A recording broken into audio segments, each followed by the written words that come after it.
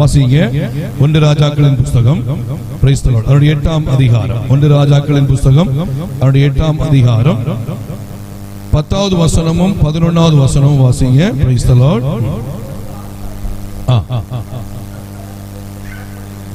ஆசாரியர்கள் பரிசுத்த ஸ்தலத்திலிருந்து புறப்படுகையில் மேகமானது கர்த்தருடைய ஆலயத்தை நிரப்பிட்டு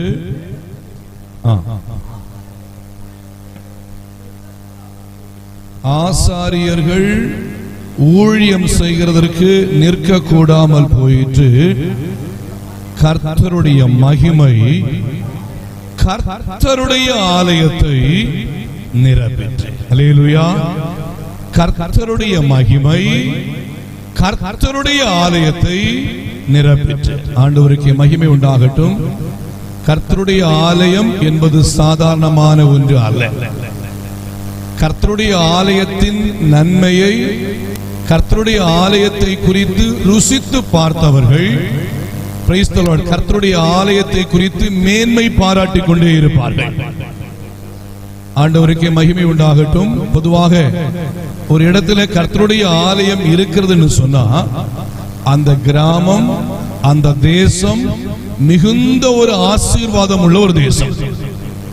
கர்த்தருடைய ஆலயம் அந்த தேசத்திற்குள்ளே இருக்குதுன்னு சொன்னாலே நம்ம புரிஞ்சுக்கணும், அந்த தேசத்தில் இருக்கிற வானமண்டலங்கள் இருக்கிற பொல்லாத ஆவிகளின் சேனைகள், இருளின் ஆதிக்கங்கள், கர்த்தரை நாம் ஆராதிக்க ஆராதிக்க ஆராதிக்க அவைகள் முற்றிலும் அந்த தேசத்தை விட்டு மாறிவிடும்.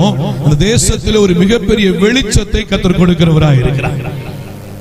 அதை தேவனுடையதான சமூகத்திலே கடந்து வந்து கர்த்தரை ஆராதித்து ருசித்து பார்த்தவர்களுக்கு நன்றாய் தெரியும். கர்த்தருக்கு மகிமை உண்டாகட்டும். ஏன்னு சொன்னா நாங்க சூலூர்ல ஒரு இடத்தை வாங்கி அந்த இடத்துல ஆலயம் கட்டும்படியாய் சிந்தித்த சூழ்நிலையிலே 2006வது வருஷம் இந்த நாட்களிலே ஆலயம் கட்டும்படியாக முதல்ல ஒரு 40க்கு 20 என்கிற இடத்துல ஒரு சின்ன ஒரு அளவில் நாங்கள் ஆலயத்தை கட்டும்படியாய் முதல்ல சிந்தித்து ஆலயம் கட்டி முடிக்கப்பட்டது. ஆலயம் கட்டி முடித்த உடனே அங்க வந்து ஒரு சீனியர் பாஸ்டர் ரொம்ப ரொம்ப சீனியரான ஒரு ஊழியக்காரர், அவரு WMA சபையுடையதான போதகர். அவர் வந்துட்டு என்ன விஷ் பண்ணிட்டு சொன்னார், பாஸ்டர் இந்த காட்டுக்குள்ள வந்து நீங்க என்ன பண்றீங்க, இடம் வாங்கி இருக்கீங்க, இந்த காட்டுக்குள்ள ஆலயத்தை கட்டி இருக்கீங்க பாஸ்டர் அப்படி சொன்னார். நான் சொன்னேன், பரவாயில்ல பாஸ்டர், இந்த இடத்துல இடம் கிடைச்சிச்சு, கூட போய் நம்ம என்ன பண்ணுவோம், நம்முடைய தகுதிக்கு ஏற்ற பிரகாரம் வாங்கிட்டோம், இந்த இடத்துல ஆலயம் கட்டுறோம் பாஸ்டர், அப்படி கட்டி இருக்கிறோம் சொன்ன உடனே சரின்னு சொல்லிட்டு போயிட்டார். ஆனா தினமும் தினமும் அங்கே ஜெபம் ஏறெடுக்கப்பட்டது. ஒவ்வொரு நாளும் 5 மணிக்கு ஜெபம் அங்கே ஏறெடுக்கப்பட்டது. ஆண்டவருக்கு மகிமை உண்டாகட்டும். அந்த தேசத்தில் உள்ள இருளின் ஆதிக்கங்களை ஆண்டவர் முற்றிலும் மாற்றினார்.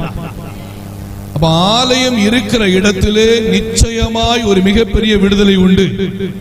அப்ப இந்த இடத்துல இங்க ஒரு ஆலயம் கட்டப்பட்டிருக்குன்னு சொன்னா இந்த ஆலயத்துல வர்ற தேவ பிள்ளைகளுக்கு மாத்திரமல்ல, பிரைஸ் தி லார்ட், தேசத்திற்கே ஒரு மிகப்பெரிய ஆசீர்வாதத்தை ஆண்டவர் அந்த ஸ்தலத்தில் வைத்திருக்கிறார். நடந்த விஷயம் பாருங்க, அந்த இடத்துல அதிகமான மக்கள் நடமாட்டம் இல்லாத இடம் தான் நாங்க ஆலயத்துக்கு இடம் வாங்கின இடம். ஆனா கர்த்தருக்கு ஸ்தோத்திரம், தொடர்ந்து ஜெபிக்க ஜெபிக்க ஜெபிக்க நடந்த விஷயம் என்னன்னா, ஜனங்கள் அந்த இடங்கள்ல இடம் வாங்க ஆரம்பிச்சாங்க. தொடர்ந்து கிறிஸ்தவ மக்கள் ஆண்டவரை அறிந்தவங்க இடம் வாங்க ஆரம்பிச்சாங்க. இப்போது கர்த்தருடைய கிருபையினாலே சுமார் 600 முதல் 700 பேர் கர்த்தரை ஆராதிக்கும்படியான ஒரு மிகப்பெரிய ஆலயத்தை கட்டி தேவனுடைய நாமத்தை மகிமைப்படுத்த முடியுமே என்று சொன்னால், பிரைஸ் தி லார்ட், ஆண்டவர் அந்த ஸ்தலத்தை குறித்து முன்குறித்து வைத்திருக்கிறார்.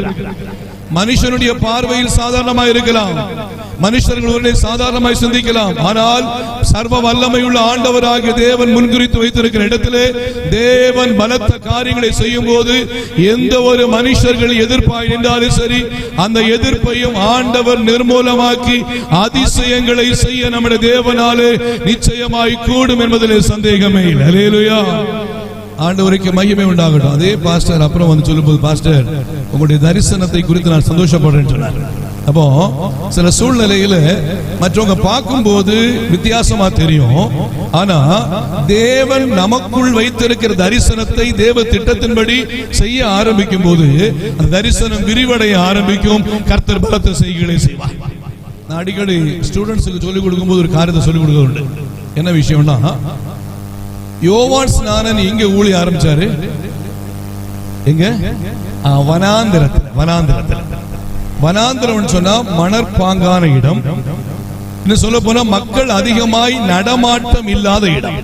அப்படிதானே? மக்கள் அதிகமாய், நிறைய பாஸ்டர் சொல்லுவாங்க, பாஸ்டர் எங்களுடைய ஏரியாவில் யாருமே வர மாட்டேங்கிறாங்க, ரொம்ப ஒரு ஒரு ஒரு அவுட்டர் ஏரியால எங்களுடைய ஊழியம் இருக்கு, இந்த தேசத்துல யாரும் வர மாட்டேங்கிறாங்கன்னு சொல்ல பாருங்க. யோவான் ஸ்நானன் அதாவது வனாந்திரத்திலே ஊழியம் செய்தார்.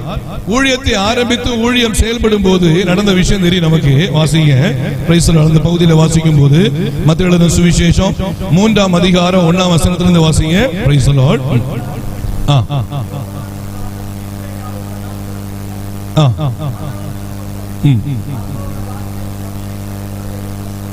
மனம் திரும்புங்கள், பரலோக ராஜ்யம் சமீபித்திருக்கிறது என்று பிரசங்கம் பண்ணினார்.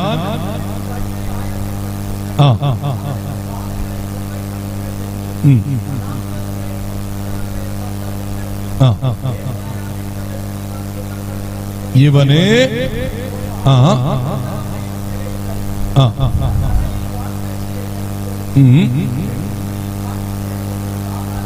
வாசிங்க. எங்க இருந்து மக்கள் வந்தாங்க? ரொம்ப முக்கியமான இடம் பாருங்க. வனாந்திரத்தில் ஊழியம் செஞ்சதான இந்த யோவான் ஸ்நானகரை நோக்கி எங்க இருந்து ஜனங்கள் வராங்க? எருசலேம் நகரத்தாரும். வாசிங்க. வனாந்திரத்தில் யார் வராங்க? யூதேயா தேசத்தார் அனைவரும். அடுத்து வாசிங்க. யோர்தானுக்கு அடுத்த நாட்டில் இருந்து எங்க வராங்க? அடுத்த நாட்டில் இருந்து, யோர்தானுக்கு அடுத்த சுற்றுப்புறத்தார் அனைவரும். வாசிங்க.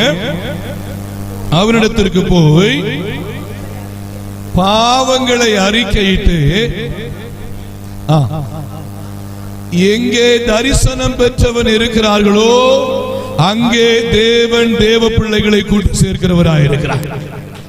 எந்த இடத்திலே தரிசனம் உள்ள ஜபங்கள் இருக்கிறதோ அங்கே நிச்சயமாய் கர்த்தர் அற்புதங்களை செய்கிறவராயிருக்கிறார்.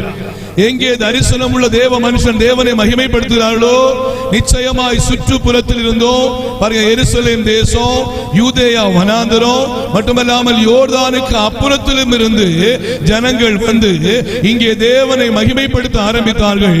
Praise the Lord. தரிசனம் இருக்கிற இடத்திலே நிச்சயமாய் கர்த்தர் பலத்த காரியங்களை செய்வார். ஹல்லேலூயா. ஊழியத்தை கட்டி எழுப்புகிறவர் ஒரு மனுஷன் அல்ல, ஊழியத்தை கட்டி எழுப்புகிறவர் பரலோகத்தின் தேவன். ஊழியத்தினுடைய தலைவர் ஒரு மனுஷன் அல்ல, ஊழியத்தினுடைய தலைவர் சர்வ வல்லமையுள்ள ஆண்டவராகிய தேவன்.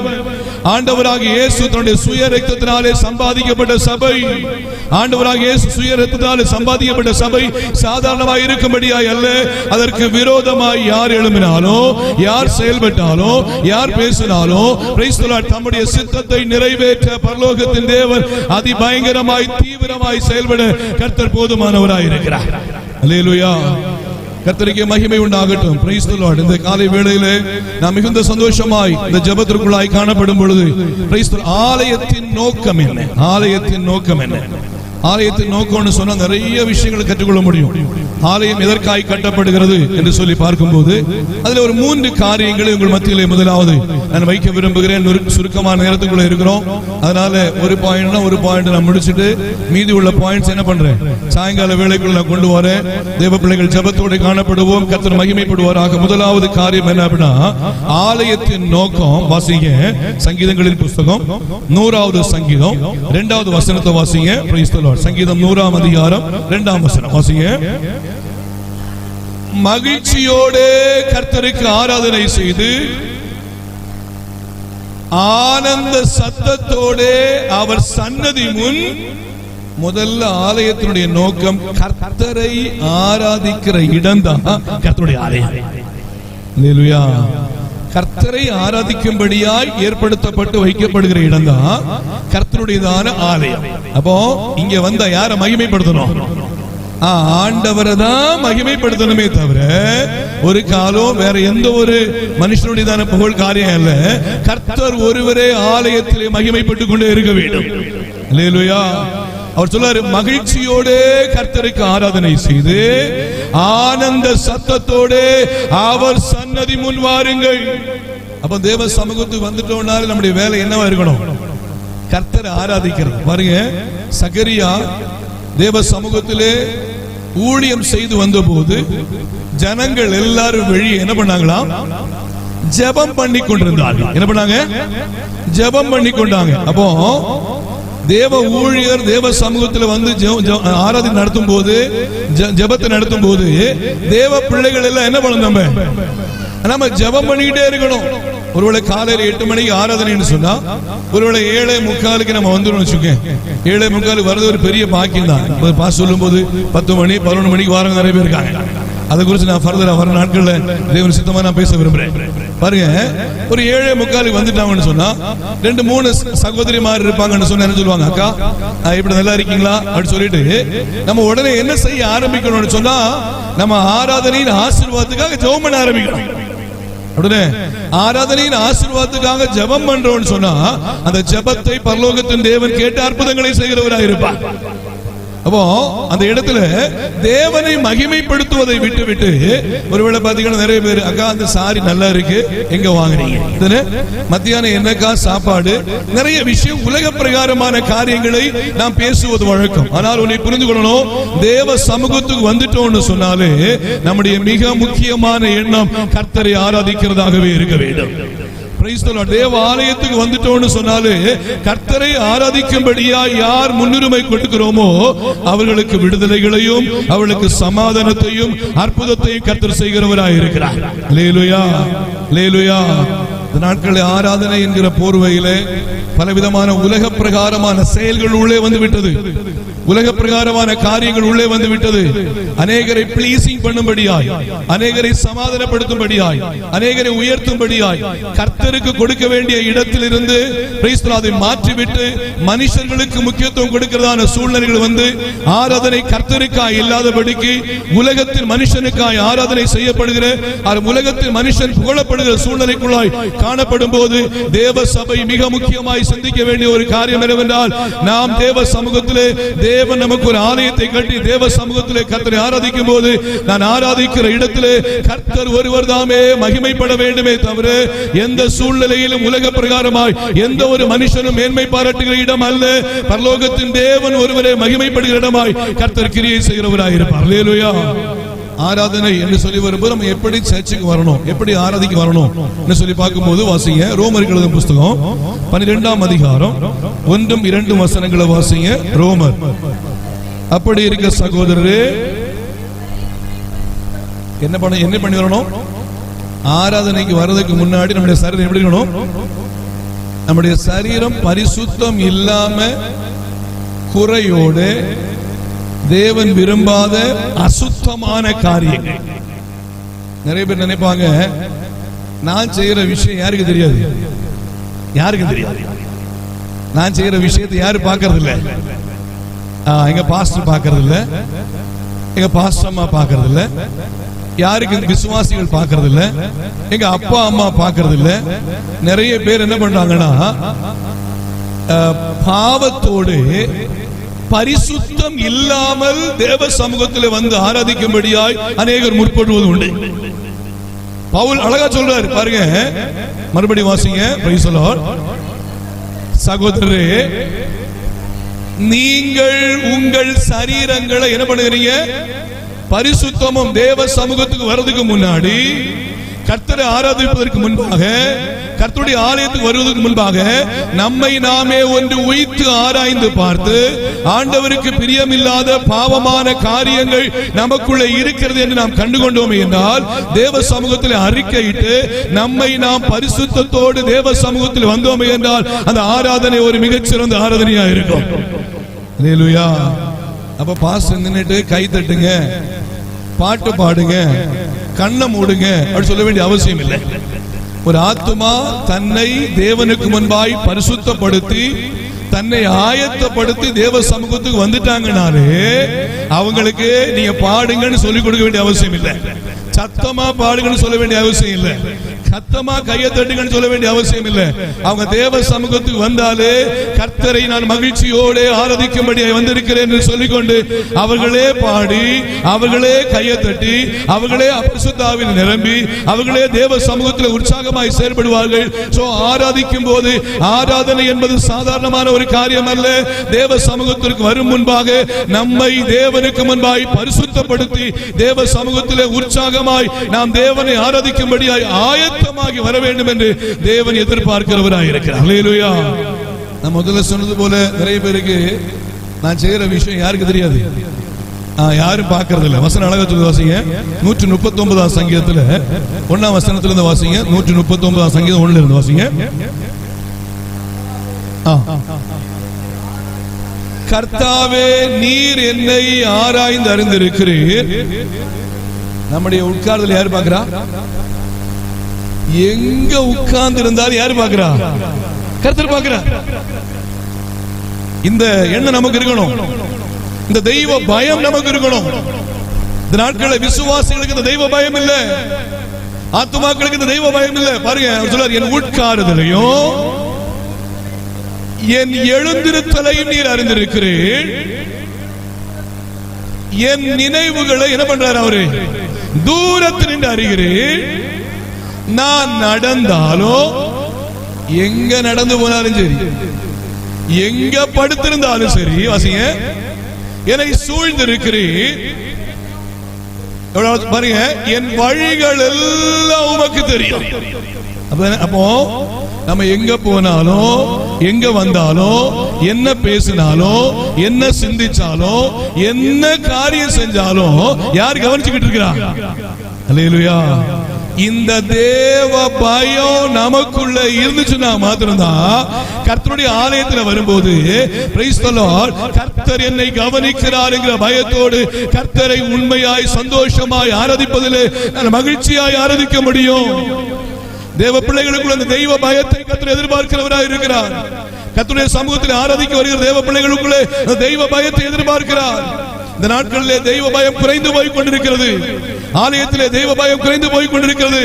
கர்த்தரை ஆராதிப்பதிலே தெய்வ பயம் குறைந்து போய் கொண்டிருக்கிறது. சில நாகரீகம் என்கிற போர்வையிலே நாகரீகமான காரியங்கள் கடந்து வந்து தேவனை ஆராதிக்கிற விஷயத்திலே ஒரு ஸ்டைலிஷாய் போய் கொண்டிருக்கிறது. சபை ஒரு காலம் இதை அனுமதிக்க கூடாது. சபை இதிலே உண்மையாய் உறுதியாய் இருக்கும் போது சபையிலே கர்த்தர் எழுந்தருளி அதிசயங்களை செய்கிறவராயிருப்பார். அல்லேலூயா. அப்ப என்னோட உட்காருதலையும் என் எழுந்திருத்தலை என்ன பண்றாரு? இன்னொரு வசனம் 2-3 வசனம் தாண்டி போகும்போது இருக்கும், நான் வானத்துக்கு ஏறினால் என்ன பண்ணுவாரு? அங்கே இருக்கிறேன். பாதாளத்துல போய் படுக்கையிட்டாலும் அங்கே இருக்கிறேன். பாருங்க, நம்ம எங்க போனாலும் யார் வாட்ச் பண்ணிட்டு இருக்காரு? நான் சபையில் உள்ள வாலிபர்களுக்கு, யூத்ஸ்க்கு நான் என்ன சொல்லிக் கொடுக்கிற ஒரு காரியம், என்ன சொல்லிக் கொடுப்பேன்னா, இப்பதான் நமக்கு மீடியா ரொம்ப பயங்கரமா வந்து வாட்ஸ்அப், ட்விட்டர், அது இதுன்னு சொல்லி நிறைய இன்ஸ்டாகிராம் சொல்லி நிறைய அப்ளிகேஷன்ஸ் நிறைய டவுன்லோட் பண்ணி எடுப்பாங்கல்ல. அதன் பிரகாரமா பாத்தீங்கன்னா நிறைய பேர் யூஸ் பண்றதான ஒரு மிக முக்கியமான ஒரு ஆப் என்ன அப்படின்னு சொன்னா வாட்ஸ்அப். இந்த வாட்ஸ்அப் பாத்தீங்கன்னா நிறைய பேருக்கு சாட் பண்றதுக்கு, நண்பர்களை தொடர்பு கொள்வதற்கு பிரயோஜனமாகுது. Praise the Lord. இதன் மூலமாய் அநேக ஊழியங்கள் நடைபெற்றுக் கொண்டிருக்கிறது. கர்த்தருக்கு மகிமை. ஆனா சிலர் பாத்தீங்கன்னா வாட்ஸ்அப்ல என்ன பேசுவாங்க, என்ன பேசுவாங்க நமக்கு தெரியும். யார நீங்க எப்படி இருப்பீங்கன்னு தெரியல எனக்கு. சிலவங்க பாத்தீங்கன்னா தான் வாட்ஸ்அப் ஓபன் பண்ண யாரும் என்ன பண்ணாது. அதனால இப்ப பாத்தீங்கன்னா அதனுடைய ஸ்டைல் மாறி இப்போ வாட்ஸ்அப்பை தனியா லாக் பண்ணி வைக்கிறதுக்குள்ள ஃபெசிலிட்டிஸ் கொடுத்துட்டாங்க. பாருங்க, பிசாசு என்னென்ன விஷயத்துல ஜனங்களை கெடுக்கணுமோ, ஜனங்களை ஆண்டவரை விட்டு தூரமா கொண்டு போகணுமோ, ஆராதிக்கிறதை விட்டு தூரமா கொண்டு போகணுமோ, அதற்குரிய வழிவாசல்களை ஏற்படுத்தி கொடுக்கும் போது சபை இதில் மிகுந்த கவனமாய் ஜாக்கிரதையா இருக்கணும். அல்லேலூயா, அல்லேலூயா. பாருங்க, இப்போ நம்ம வாட்ஸ்அப் மற்றபடி காரியங்கள் எல்லாம் நம்ம மூவ் பண்ணும்போது நான் சொல்லிக் கொடுக்குற ஒரு விஷயம் என்னன்னா, நீங்க வாட்ஸ்அப்ல ஒரு காரியத்தை ஹாய் ஹவ் ஆர் யூ அப்படி சொல்லி சாட் பண்றீங்க, பேசுறீங்கன்னா, ஒருவேளை நமக்கு பின்னாடி யாரும் இல்லைன்னு நினைப்போம். ஒருவேளை சில செவருக்கு பக்கத்துல நின்று சாட் பண்ணுவாங்க. படுக்கும்போது பாத்தீங்கன்னா கட்டலுக்கு ஒரு சைட்ல, ஏன்னா பின்னாடி யாரும் இல்லை, செவர் தானே இருக்கும், யாரும் பார்க்கலன்னு நினைப்பாங்க. ஒன்னு நான் அடிக்கடி சொல்லி விடுவேன் பிள்ளைங்களுக்கு, பின்னாடி பாருங்க, பின்னாடி இருந்து இயேசு என்ன பண்ணுவாரு? நீ என்ன சாட் பண்றீங்கிற விஷயத்தை இயேசு கவனித்துக் கொண்டே இருப்பார். அதான் வசனம் பாருங்க, என் உட்காருதலையும் என் எழுந்திருத்தலையும் நீர் அறிந்திருக்கிறீர். நான் வானத்துக்கு ஏறினாலும் நீர் அங்கே இருக்கிறீர், பாதாளத்தில் போய் படுக்க போட்டால் அங்கே இருக்கிறீர். என் வழிகள் எல்லாம் உமக்கு தெரியும். பாருங்க, இன்னும் சொல்ல போனா நமக்கு இங்க கேமரா ஒண்ணு இல்ல, இருக்கட்டுமே. ஒரு கேமரா அந்த கார்னர்ல வச்சிருக்காங்கன்னு வச்சுக்கோங்க. கார்னர் இருந்துச்சு சொன்னா ஒரு 2 days தாண்டி 2 நாளைக்கு அப்புறம் இப்போ எட்வின் ஜெபசிங் பாஸ்டர் என்ன பண்றாரு? நம்முடைய ஞாயிற்றுக்கிழமை நம்முடைய ஆராதனையுடனான சபை திறப்பு விழாவில் யார் யாரெல்லாம் வந்திருக்கிறாங்கன்னு பார்க்கலாம்னு சொல்லிட்டு அவர் மறுபடியும் செக் பண்ணணும்னு நினைச்சாருன்னு சொன்னா அவர் மறுபடியும் ஒரு 2 days தாண்டி யார் யாரெல்லாம் வந்திருக்கிறாங்கன்னு செக் பண்ண முடியும். அப்படிதானே? செக் பண்ண முடியும். அப்போ நான் என்ன சொல்லி வரேன்னா, சாதாரணமான உலக பிரகாரமான ஒரு ஞானத்தினால ஒரு நம்ம என்ன செஞ்சோம் என்கிற விஷயத்தை 2 days தாண்டி செக் பண்ணுவதற்கு கேமரா போன்ற இப்படிப்பட்ட ஃபெசிலிட்டிஸ் இருக்கும்போது, சர்வ வல்லமையுள்ள ஆண்டவராகிய தேவன் நாம் என்னென்ன காரியங்களை செய்கிறோம், செய்து கொண்டிருக்கிறோம் என்பதை அவர் எல்லாவற்றையும் கேட்ச் பண்ணிட்டே இருப்பார். நியாய தீர்ப்பு நாளிலே நிச்சயமாய் வெளிப்படும். நியாய தீர்ப்பு நாளிலே நாம் வெட்கப்பட்டு போகாமல் இருக்க வேண்டுமே என்றால், இந்த நாட்களில் உண்மையாய் தேவ சமூகத்திலே கடந்து வந்து கர்த்தரை ஆராதிக்கிற காரியத்திற்கு நாம் முன்னுரிமை கொடுப்போமே என்று சொன்னால், பரலோகத்தின் தேவன் நம் மூலமாய் அவர் சந்தோஷப்படுகிறவராய் இருப்பார். அல்லேலூயா. அழகா சொல்றாரு பாருங்க, ரோமருக்கு எழுதின 12ஆம் அதிகாரம் 1ஆம் வசனத்தில் தொடர்ந்து வாசிங்க. பரிசுத்தமும் என்ன பண்ணணுமா? தேவனுக்கு பரிசுத்தமும், அதுக்கப்புறம் தேவனுக்கு பிரியமான ஜீவபலி. அப்ப என்ன பண்ணணும்? ஆலயத்துக்கு வர்றதுக்கு முன்னாடி என்ன பண்ணணும்? ஆராதிக்கு வர்றதுக்கு முன்னாடி நம்முடைய ஆவி ஆத்மா சரீரத்தை சாகடிச்சு வரணும். என்ன பண்ணணும்? ஆவி ஆத்மா சரீரத்தை சாகடிச்சு வரணும். ஏதாவது பாவம், ஏதாவது ஆண்டவருக்கு பிரியமில்லாத காரியம், அந்த அக்காட்ட சண்டை போட்டது, இந்த அக்காவை குறிச்சு குறை சொன்னது, இந்த அண்ணாவை குறிச்சு தேவையில்லாம பேசுனது, இது எல்லாம் சாகடிச்சுட்டு கர்த்தருடைய ஆலயத்திற்கு நாம் பரிசுத்தமும் ஒரு ஜீவ பலியுமாய் ஒப்பு கொடுத்து கர்த்தருடைய சமூகத்தில் வருவோமே என்றால், பரிசுத்த வேதாகமத்திலே வாசிக்கிறோம், இதுவே நீங்கள் செய்யத்தக்க புத்தி உள்ள ஆராதனை. அல்லேலூயா. இதுவே நீங்கள் செய்யத்தக்க புத்தி உள்ள ஆராதனை. தேவன் தேவ சமூகத்திலே எதற்காக இப்படிப்பட்ட ஒரு ஆலயத்தை கட்டி தேவன் அந்த இடத்திலே நம்முடைய பிரசன்னத்தினால் நிரப்புகிறார் என்று சொன்னால், நாம் ஒரு புத்தி உள்ள ஆராதனையை செய்யும்படியாகவே தேவன் நம்மை கிருபையாய் நடத்துகிறவராய் இருக்கிறார். ஆகையால் ஏனோ தானோ என்று நாம் ஆராதனைக்கு வரக்கூடாது. ஏதோ சாதாரணமான ஒரு எண்ணத்தோடு நாம் ஆலயத்துக்கு வரக்கூடாது. ஏதோ சபைக்கு போகணுமே என்கிற எண்ணத்தோடு வரக்கூடாது. பாஸ்டர் கேட்பாங்களே என்கிற எண்ணத்தோடு வரக்கூடாது. நான் கர்த்தரை ஆராதிக்கும்படியாய் நான் தேவ சமூகத்திலே பரிசுத்தமாய் செல்லுவேன் என்று சொல்லி எந்த ஒரு தேவ பிள்ளை கர்த்தரை ஆராதிக்கும்படியாய் தன் முழு இருதயத்தோடும் முழு ஆத்மாவோடும் முழு பலத்தோடும் தேவ சமூகத்தில் அன்பு கூர்ந்து கர்த்தரை மகிமைப்படுத்தி வருகிறார்களோ, அவர்கள் மூலமாய் பரலோகத்தின் தேவன் மகிமைப்படுகிறவராகவே இருப்பார். அல்லேலூயா. ஆண்டவருக்கு மகிமை உண்டாகட்டும். Praise the Lord. அப்போ அடுத்த வசனம் வாசிங்க. என்னதுக்கு சொல்றாரு? இந்த இப்பிரபஞ்சத்துக்கு. இப்போ ஆராதனை ஸ்டைல் எல்லாம் நிறைய மாறிடுச்சு. எங்க ஊர்ல ஒருத்தர் ஆராதிச்சு இப்ப வேற எங்க இருக்காரு பாருங்க. ஆராதனை ஸ்டைல் பண்ணிச்சு மாறிடுச்சு. இப்போ ஜனங்களை கவர் பண்ணி எப்படியாக கொஞ்சம் பாலிஷ் பண்ணி ஆராதிச்சுட்டு போயிடலாம் என்கிற விஷயத்துல சொல்றாங்க. வசனம் இப்பிரபஞ்சத்திற்கு ஒத்த வேஷம். சபை அப்படி அல்ல. சபையை தேவன் அதற்காக எழுப்பல்ல. சபையை அதற்காக தேவன் உருவாக்கல்ல. இப்பிரபஞ்சத்திற்கு ஒத்த வேஷம் தரிக்கும்படியாய் சபையை தேவன் எழுப்பவில்லை. Praise the Lord. கர்த்தரை உண்மையாய் ஆராதிக்கும்படியாகவே தேவன் சபையை எழுப்பி வைத்திருக்கிறார். அல்லேலூயா. இப்ப நிறைய இடத்துல பாத்தீங்கன்னா புகை போட்டா என்ன வந்துடும்? தேவ மகிமை என்ன பண்ணுமா? இப்படி நிறைய துருபதேசங்கள். நான் அந்த துருபதேசத்தை குறித்து நம்முடைய இந்த காரியங்களை வச்சு அடுத்த ஒரு போர்ஷன், அதாவது ஆலயத்தினுடைய அடுத்த நோக்கம் என்னன்னு சொன்னா, சத்தியத்தை அறிவிக்கிற இடம் தான் சபை. அப்படியே சத்தியத்தை அறிவிக்கிற இடம் தான். முதல்ல சபை பாத்தீங்கன்னா கர்த்தரை ஆராதிக்கிற இடம், இரண்டாவது சத்தியத்தை அறிவிக்கிற இடம். நான் சாயங்கால வேளையில கர்த்தர் சிதம்பரனா நான் தொடர்ந்து பேசுறேன், உன்னை புரிஞ்சுக்கோங்க. Praise the Lord. சபை கர்த்தரை ஆராதிக்கும் போது இப்பிரபஞ்சத்திற்கு ஒத்த வேஷம் தரிக்க கூடாது. நான் சின்ன வயசுல இருக்கும்போது எங்க ஜெவமணி பாஸ்டர் குறித்து நிறைய எல்லா பாஸ்டர் மாதிரி தெரியும், ராஜி பாஸ்டர் எல்லாருமே தெரியும். அவர் கம்போஸ் யாராவது சின்ன பசங்க, நாங்க சின்ன பசங்களா இருக்கும்போது ஜெபம் பண்ற நேரத்திலேயோ பாட்டு பாடி ஆராதிக்கிற நேரத்திலேயோ எங்க கண்ணை திறந்து அப்படி சுத்தி பார்த்துட்டோம்னா வந்து ஒரே சாசாதி சுள்ளனு அடி கோபம் வரும். என்னடா இவர் இப்படி போட்டு அடிக்கிறாரு எங்களை. அன்னைக்கு அவரு அப்படி எங்களை போட்டு ஜஸ்ட் 4 தாக்குனால்தான் இன்னைக்கு கர்த்தருடைய ஊழியம் நிறைவேற்றான். பாருங்க, இந்த நாட்கள்ல அதெல்லாம் பேர்ன் பண்ணப்பட்டிருக்கு, ஸ்கூல்லயும் பேர்ன் பண்ணப்பட்டிருக்கு, எல்லா இடத்துலயும் பேர்ன் பண்ணப்பட்டிருக்கு. பாருங்க, இப்போ நான் என்ன பண்ணிருக்கிறேன், எங்க ஜெவமணி பாஸ்டர் மாதிரி ஒரு கம்பு வச்சிருக்கிறேன். அடி கொடுப்பேன்னு கேட்டா எப்போது ஒண்ணு கொடுக்கறது உண்டுதான். ஆனா கம்பை எடுத்தாலே பிள்ளைங்க என்ன பண்ணுவாங்க. அப்போ நான் சொல்லுவேன், சபையில சொல்ல ஒரு விஷயம், சபைக்குள்ள காம்பவுண்டுக்குள்ள வந்துட்டாங்கன்னா பிள்ளைங்க எல்லாம் என் பிள்ளைங்க. யார் பிள்ளைங்க? என் பிள்ளைங்க.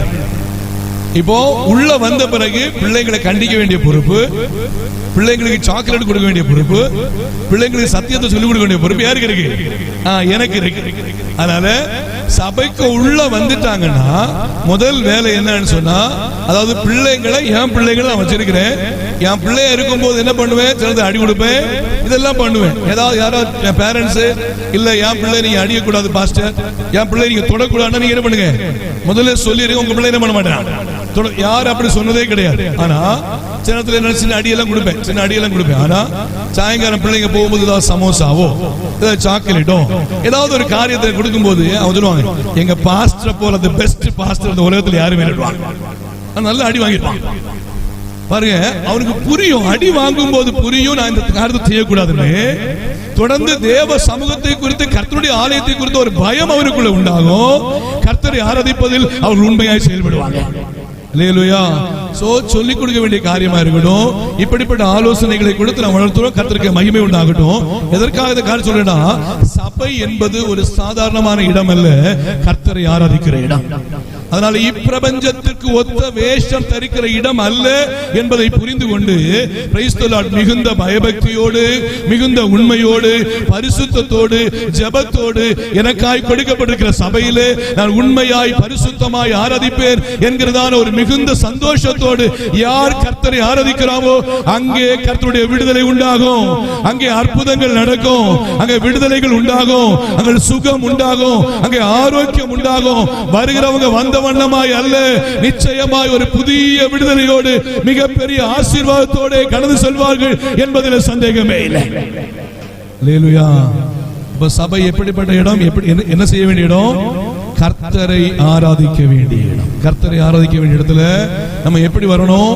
நம்முடைய சரீரத்தை பரிசுத்தமும் தேவனுக்கு பிரியவுமான ஜீவ பலியாய் ஒப்பு கொடுத்து என்னுடைய ஒவ்வொரு செயல்களையும் என் பரலோகத்தின் தேவன் கவனிக்கிறார் என்கிற மிகுந்த ஒரு பயபக்தியோடு கர்த்தருடைய சமூகத்துக்கு வருவோமே என்று சொன்னால் நிச்சயமாய் இங்கே வருகிற ஜனங்கள், தேவ சமூகத்தில் வருகிற ஜனங்கள் மிகவும் ஆசீர்வதிக்கப்பட்டவர்களாக இருப்போம்.